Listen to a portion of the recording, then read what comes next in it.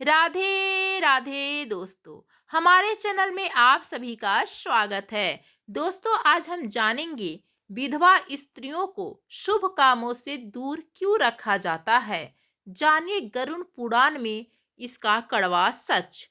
प्राचीन समय की बात है। बिनता पुत्र गरुड़ पृथ्वी लोक का भ्रमण कर रहे थे। आकाश से दृष्टि डालते हुए उन्होंने एक छोटे से ग्राम में एक अत्यंत दुखद दृश्य देखा। ऐसा दृश्य जिसने उनके दिव्य हृदय को भीतर तक हिला दिया। एक स्त्री, नाम था तारा। उसके नेत्र आंसुओं से भरे थे।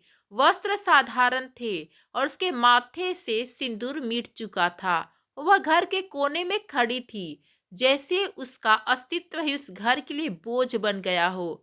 तभी उसकी सास कठोर स्वर में बोली, दूर हट जा। तेरे रहने से घर में अशुभ फैलता है। सुबह सुबह तेरा चेहरा दिख जाए तो दिन बिगड़ जाता है। ननद तिरस्कार से बोली, ये मेरे भाई को खा गई।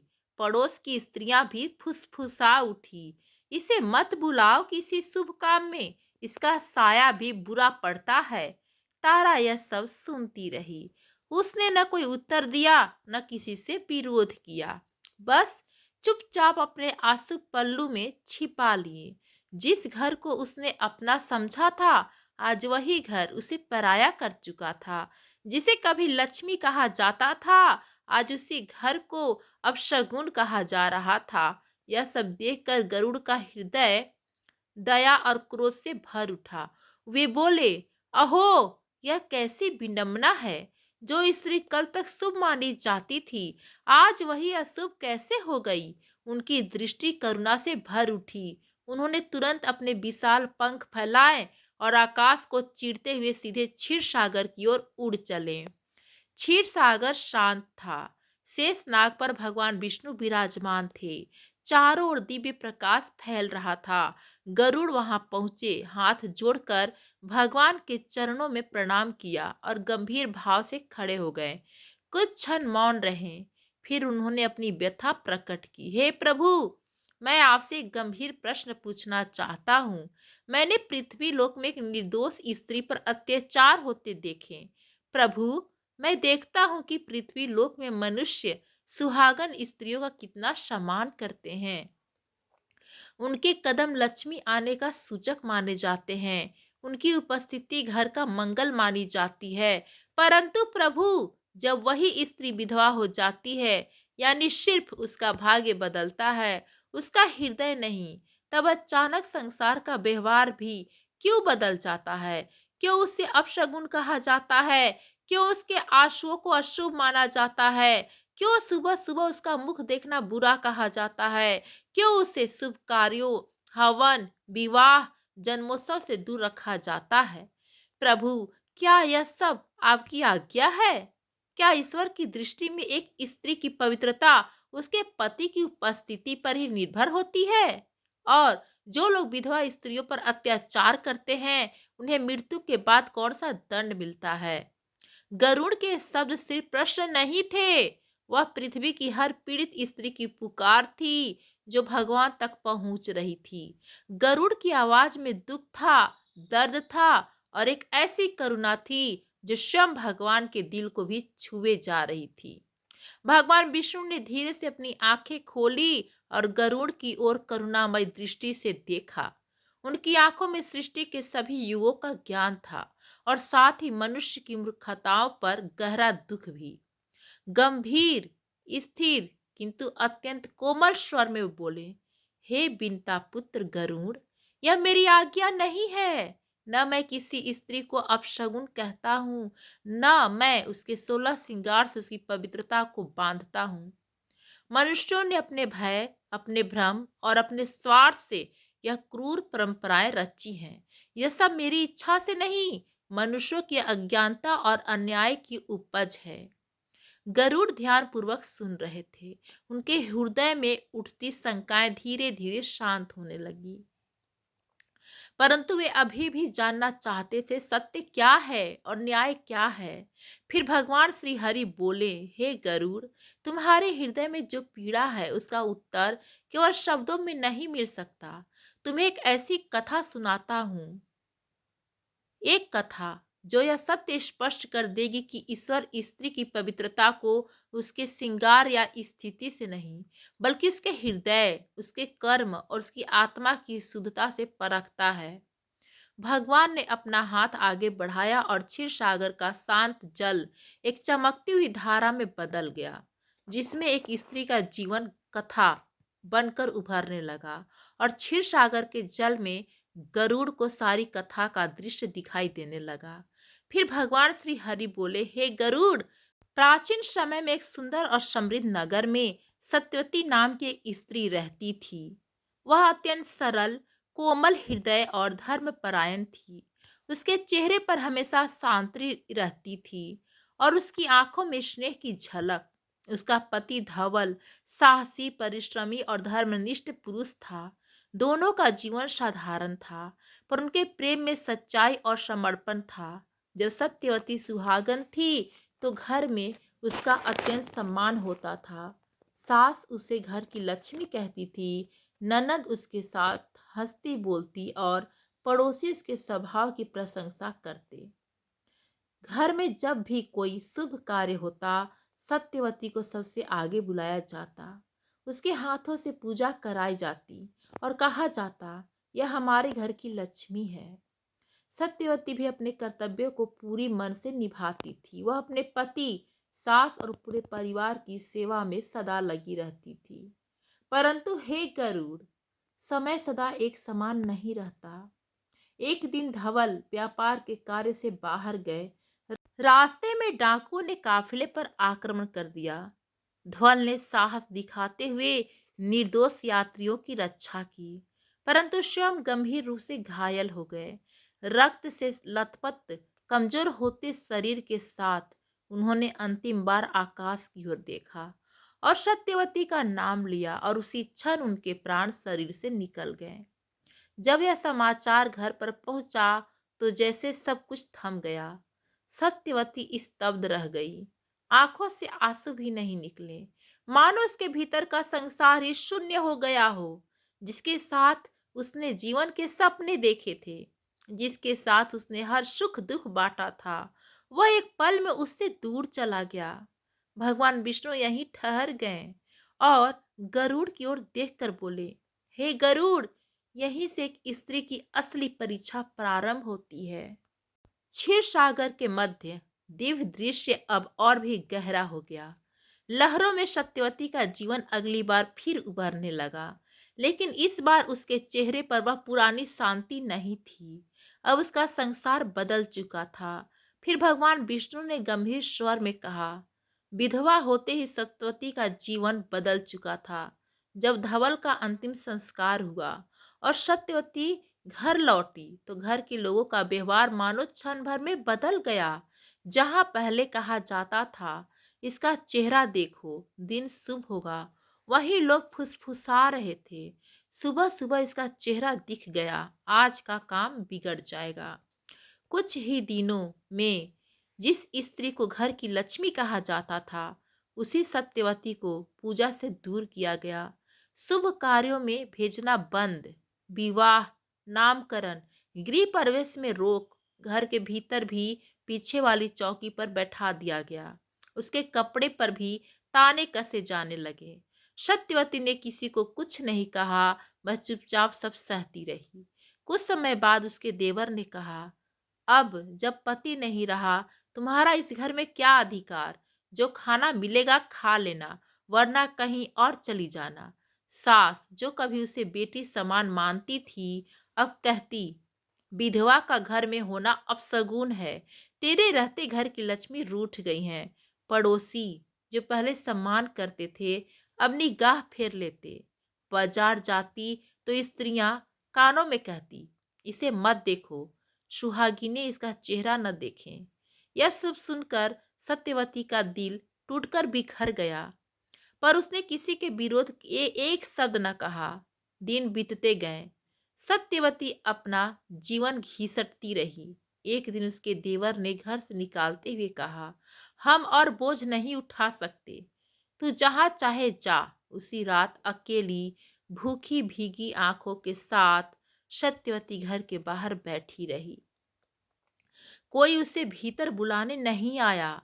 आकाश में बिजली कड़की, बारिश तीव्र होकर बरसने लगी और इसी तरह ठंड में कांपते हुए रोती रही। सत्यवती अनाथ थी। उसके माता पिता की मृत्यु उसके बाल्यावस्था में ही हो चुकी थी। उसके पास रहने का कोई दूसरा ठिकाना ना था। यह दृश्य देखते ही गरुड़ का शरीर क्रोध से कंपित हो उठा। वे भगवान विष्णु से बोले, प्रभु, ऐसी निर्दोष स्त्री के साथ इतना अत्याचार कैसे हो सकता है?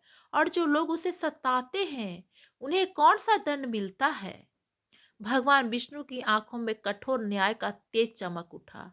वे बोले, हे गरुड़, जो लोग विधवाओं को सताते हैं, अनाथों का अपमान करते हैं, निर्बलों को रुलाते हैं, उन्हें मृत्यु के बाद रौरव नरक की प्राप्ति होती है। गरुड़ ने पूछा, प्रभु, रौरव नरक कैसा होता है? भगवान विष्णु ने अपना कर कमल उठाया और क्षीर सागर का दृश्य बदल गया। अब वहां केवल अंधकार था। उस अंधकार में आग की लपटें उठ रही थी। धरती पिघले हुए लोहे जैसी थी। वातावरण में लगातार चीखें गूंज रही थी। आग की लपटों से प्रकट हुए भयानक रूप धरे रूर नामक पिशाच, जो पापियों को नोच नोच कर खा रहे थे। भगवान विष्णु ने कहा, यह वह नरक है जहां पापी अपनी क्रूरता का फल भोगता है। विधवाओं पर अत्याचार करने वाला व्यक्ति यहाँ सैकड़ों वर्ष तक यातनाएं से गुजरता है। उसे वही दर्द महसूस कराया जाता है जो उसने पृथ्वी पर किसी स्त्री को दिया था। जो विधवा को घर से निकाले, जो उसे अपशगुन कहे, जो उसके हिस्से का भोजन छीन ले, जो उसके अस्तित्व को तिरस्कृत करे, जो उसकी असहाय अवस्था का मजाक उड़ाए, वे सभी रौरव नरक के अग्निकुंड में गिराए जाते हैं। हे गरुड़, उन पर रूर पिशाच टूट पड़ते हैं और उनकी चीखें संसारों को कपा देती हैं। गरुड़ यह सुनकर स्तब्ध रह गए। उनकी आंखें नम थी और उनका हृदय करुणा से भर उठा। उन्होंने धीमे स्वर में कहा, प्रभु, क्या सत्यवती को कभी न्याय मिलेगा? भगवान विष्णु मुस्कुराए, हे गरुड़, वही अगला भाग है। जब सुबह हुई और वर्षा रुकी तो सत्यवती ने आखिरी बार उस घर की ओर देखा जिसे उसने कभी अपना परिवार समझा था। उसकी आंखों में आंसू थे और हृदय में कई शिकायत। वह चुपचाप गांव से बाहर निकल गई। धूप तेज थी। रास्तों पर पांव जल रहे थे, पर उसके दिल का दर्द और भी ज्यादा तप रहा था। वह चलती रही, बिना दिशा के, बिना सहारे के। जंगल के किनारे पहुंची तो उसे थकान ने घेर लिया। उसी समय दूर एक शांत आश्रम दिखाई दिया, जहां पेड़, नदी और पक्षियों की ध्वनि सब कुछ शांति में डूबा था। आश्रम के महर्षि बाहर बैठे थे। उन्होंने सत्यवती का थका चेहरा देखा। उसके कपड़े मैले थे, पैरों में घाव थे, आंखों में दर्द भरा हुआ था। ऋषि ने स्नेह से पूछा, बेटी, तुम कौन हो? कहाँ से आ रही हो? सत्यवती ने धीमी आवाज में कहा, गुरुदेव, इस संसार में मेरा कोई नहीं रहा। महर्षि उसके पास आए, उसके सिर पर हाथ रखा और बोले, जिसका कोई नहीं होता उसके श्री हरि होते हैं। अब तुम मेरी बेटी हो, यह आश्रम भी तुम्हारा घर है। उनके शब्द सत्यवती के टूटे मन में पहली बार मरहम की तरह लगे। उसने आश्रम में रहने का निश्चय कर लिया। दिन बीतते गए। सत्यवती आश्रम में सीधे, सरल और सेवा भरे जीवन जीने लगी। वह आश्रम के अतिथियों को जल पिलाती, गौशाला की सेवा करती, बच्चों को शिक्षा दिलवाने में मदद करती, महर्षि के लिए भोजन बनाती, आश्रम की स्त्रियों के साथ परोपकार के कार्य करती। लोग उसे ऋषि की दत्तक पुत्री कहने लगे थे। उसके मन की पीड़ा धीरे धीरे मिटने लगी थी। आखिर उसने एक ऐसी जगह पा ली थी जहां उसे सम्मान मिलता था, जहां किसी ने उसे अपशगुन नहीं कहा। कई वर्षों बाद जब सत्यवती वृद्ध हो चुकी थी, एक सुबह उसने महर्षि से कहा, गुरुदेव, मुझे लगता है मेरा समय अब पूरा हो रहा है। महर्षि ने उसे बैठाया, मंत्र उच्चारण किया और बोले, बेटी, तुमने जितना दुख सहा उतना ही सहनशीलता और करुणा भी रखी। तुम्हारा मार्ग अब प्रकाशमय है। सत्यवती ने शांत मुस्कान के साथ धीरे से अपनी आंखें बंद कर ली और उसी क्षण देह त्याग दिया। आश्रम में एक दिव्य सुगंध फैल गई। पक्षियों ने मधुर स्वर में गीत गाया और आकाश साफ हो गया। यह संकेत था कि एक शुद्ध आत्मा अब पृथ्वी से ऊपर जा चुकी थी। जैसे ही सत्यवती की आत्मा देह से निकली, दो तेजस्वी दूत प्रकट हुए। उनकी देह सोने सी चमक रही थी और कमल सुगंध फैल रही थी। उन्होंने कहा, हे सत्यवती, तुम्हें किसी नरक का स्पर्श भी नहीं करना पड़ेगा। तुम्हारा हृदय पवित्र था, कर्म निष्कलुष था। चलो स्वर्ग का ओर चले। सत्यवती ने आश्चर्य से पूछा, क्या मैं वास्तव में इस योग्य हूँ? देवदूत विनम्र होकर बोले, देवी तुम्हारे तप और शक्ति है। हृदय में वो पवित्रता है जिससे कि तुम विष्णु लोक की अधिकारी बनती हो। वे उसे ऊपर लेकर गए। दिव्य प्रकाश से भरा मार्ग जिसे देखकर महसूस होता था मानो बादलों पर चल रही हो। गंधर्व बीना बजा रहे थे, अप्सराएं फूल बरसा रही थी, सुगंधित पवन बह रही थी। सत्यवती मुक्त हो चुकी थी उस संसार से जहां उसे तिरस्कार मिला था। अब वह एक ऐसे लोक की वासी थी जहां किसी तरह का भेदभाव नहीं था। स्वर्ग में सत्यवती के आगमन के बाद पूरा लोक उसके तप और पवित्रता से उज्जवल हो गया। उसके चरणों के नीचे स्वर्गीय कमल स्वयं खिलने लगे। उसके मुख पर शांति का तेज था जिसे देखकर अप्सराएं भी विस्मित हो उठी। भगवान विष्णु ने देवताओं को बुलाया और कहा, यह सत्यवती है जिसने पृथ्वी पर अपमान सहा परंतु धर्म से विचलित नहीं हुई। मैं इसे धैर्य दीप्ति का पद प्रदान करता हूँ। और उसी क्षण सत्यवती का रूप दिव्य प्रकाश में बदल गया। उसके सिर पर चमकता हुआ एक प्रकाश मंडल उभर आया। देवताओं ने उसे प्रणाम किया। नारद मुनि बोले, हे देवी, आपका तप सैकड़ों यज्ञों से बढ़कर है। सत्यवती ने हाथ जोड़कर कहा, प्रभु, मुझे कोई पद नहीं चाहिए, बस मैं आपके चरणों में रहना चाहती हूँ। फिर गरुड़ देव ने हाथ जोड़कर श्री हरि से पूछा, सत्यवती के ऊपर जिन लोगों ने अन्याय किया है उनका कर्म फल उन्हें कब और कैसे मिला? भगवान विष्णु मुस्कुराए और बोले, हे गरुड़, कर्म का फल अटल है। जो जैसा करता है वैसा ही फल उसे अवश्य प्राप्त होता है। किसी के आंसू व्यर्थ नहीं जाते। सत्यवती को घर से निकालने के बाद से ही उसकी सास बीमार रहने लगी। उनकी सारी संपत्ति धीरे धीरे बीमारी में समाप्त हो गई। उसका देवर जिसने उसे घर से निकाला था व्यापार में डूब गया। एक एक कर सभी सहायक उसे छोड़ गए। वह दर दर भटकता रहा और अंत में दुखी होकर मर गया।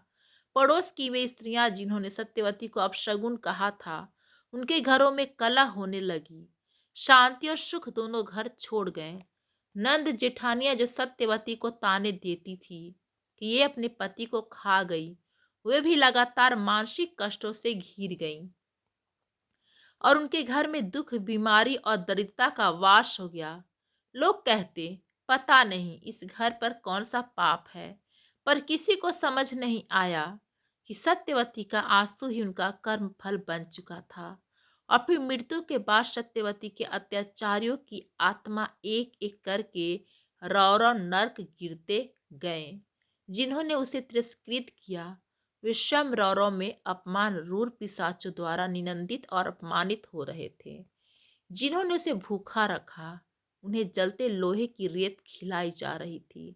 जिन्होंने सत्यवती को घर से निकाला वे पिशाचों द्वारा बार बार अंधकार की घाटियों में फेंके जा रहे थे जहां लौटने का मार्ग नहीं था।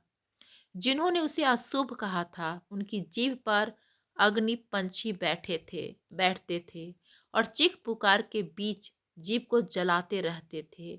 गरुड़ यह देखकर कांप उठे। वे बोले, प्रभु, मनुष्य को इतना कठोर दंड?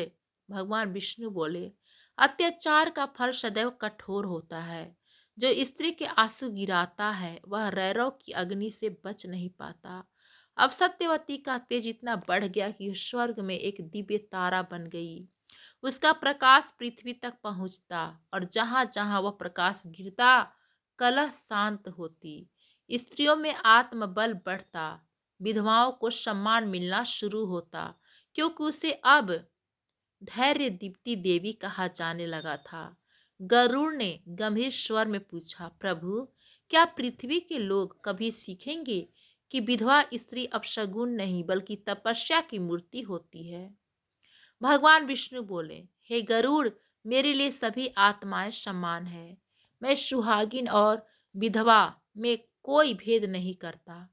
मनुष्य स्वयं भेद करते हैं और स्वयं ही अपने कर्मों का फल भोगते हैं। स्त्री की पवित्रता उसके सिर को सिंदूर में नहीं, उसकी आत्मा की शुद्धता में होती है। फिर उन्होंने एक वाक्य कहा जो स्वर्ग तक गूंज गया, जिस घर में स्त्री का अपमान होता है वहां लक्ष्मी अस्थाई नहीं रहती, और जिस घर में विधवा का सम्मान होता है वह घर देवताओं के लिए भी प्रिय हो जाता है। गरुड़ ने दोनों हाथ जोड़कर भगवान विष्णु के चरणों में मस्तक झुका दिया और बोले, हे प्रभु, आज मेरी सभी शंका दूर हो गई। मैंने देखा धरती का अन्याय और आपके न्याय का अंतर। अब मैं प्रण करता हूँ कि मैं इस सत्य को पृथ्वी लोक तक पहुंचाऊंगा। मैं मनुष्यों को बताऊंगा कि विधवा स्त्री अपशगुन नहीं होती, उसका अपमान करना महापाप है। उसके आंसू व्यर्थ नहीं जाते और ईश्वर के न्याय से कोई नहीं बच सकता। गरुड़ की वाणी में अब दृढ़ता थी। वे केवल श्रोता नहीं रहे, अब वे धर्म के संदेहवाहक बन चुके थे। भगवान विष्णु ने प्रसन्न होकर गरुड़ की ओर देखे और बोले, हे गरुड़, यही सच्चा धर्म है। दुखी के साथ खड़ा होना, निर्बल का सहारा बनना और अन्याय के विरुद्ध आवाज उठाना। धर्म केवल पूजा, व्रत और मंत्रों में नहीं, धर्म मनुष्य के व्यवहार में है। जो विधवा स्त्री का सम्मान करता है वह बिना यज्ञ किए भी पुण्य प्राप्त करता है, और जो उसे तिरस्कृत करता है वह चाहे कितनी ही पूजा कर ले, मेरी कृपा से दूर ही रहता है। भगवान ने आगे कहा, हे गरुड़, याद रखना, मैं केवल आत्मा की शुद्धता देखता हूँ। न किसी का श्रृंगार मुझे प्रभावित करता है, न किसी का वैभव। मेरे लिए वही श्रेष्ठ है जिसका हृदय करुणा से भरा हो। फिर भगवान विष्णु का स्वर गूंज उठा, हे गरुड़, पृथ्वी के मनुष्यों से कह देना, विधवा को अपशगुन कहना अधर्म है, उसके साथ भेदभाव करना पाप है, उसे तिरस्कृत करना सीधे नरक का मार्ग और उसका सम्मान करना, उसे सहारा देना एक सच्चा धर्म है। इतना कहकर भगवान विष्णु पुनः ध्यान में लीन हो गए। गरुड़ ने अंतिम बार भगवान को प्रणाम किया और पृथ्वी की ओर प्रस्थान किया, इस संकल्प के साथ कि अब कोई सत्यवती अज्ञान के कारण अपमानित न हो। विधवा स्त्री अपशगुन नहीं बल्कि जीवन की सबसे कठिन परीक्षा से गुजरती एक पवित्र आत्मा होती है। दोस्तों, आज के लिए बस इतना ही। कथा अच्छी लगी हो तो इसे लाइक करें, चैनल को सब्सक्राइब करें और कमेंट में जय श्री हरि अवश्य लिखें। धन्यवाद फ्रेंड्स।